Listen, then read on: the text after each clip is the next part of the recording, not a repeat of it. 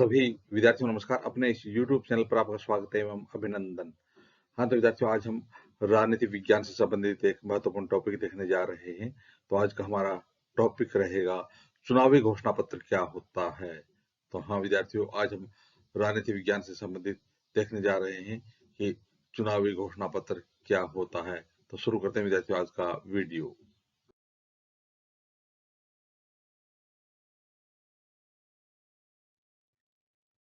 हाँ, तो विद्यार्थियों अब हम चुनावी घोषणा पत्र यानी इलेक्शन मैनिफेस्टो के बारे में अध्ययन करने जा रहे हैं।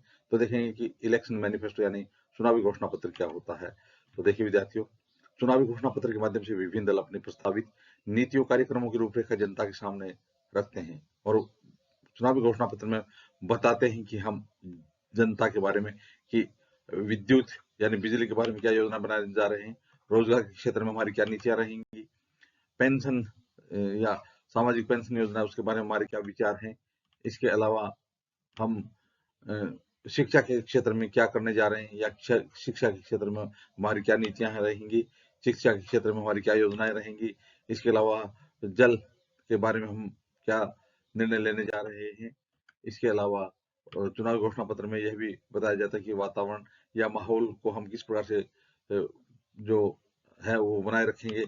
इसके अलावा कृषि के क्षेत्र में हमारी क्या नीतियां रहेंगी। इसके अलावा हम परिवहन के क्षेत्र में क्या करने जा रहे हैं। तो इस प्रकार से चुनावी घोषणा पत्र में जो दल होते हैं उसका जो आधिकारिक विवरण होता है। चुनावी घोषणा पत्र में जो विभिन्न राजनीतिक दल होते हैं उनका एक आधिकारिक विवरण होता है।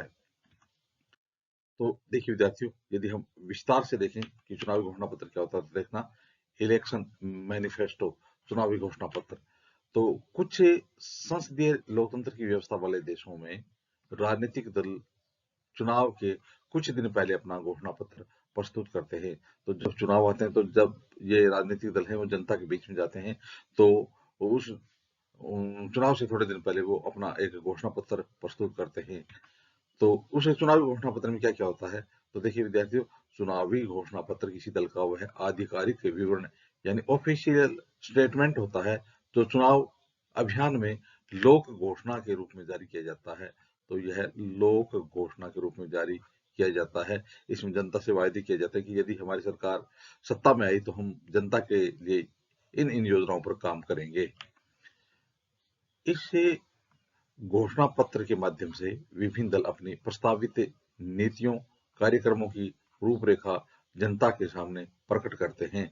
तो जो चुनाव घोषणा पत्र होते हैं उसके माध्यम से जो दल होते हैं उनकी जो प्रस्तावित नीतियां होती हैं, उनके जो कार्यक्रम होते हैं वो जनता के सामने रखे जाते हैं कि यदि हमारी सरकार बनी तो हम जनता के लिए कौन कौन सी योजनाएं लेके आ रहे हैं।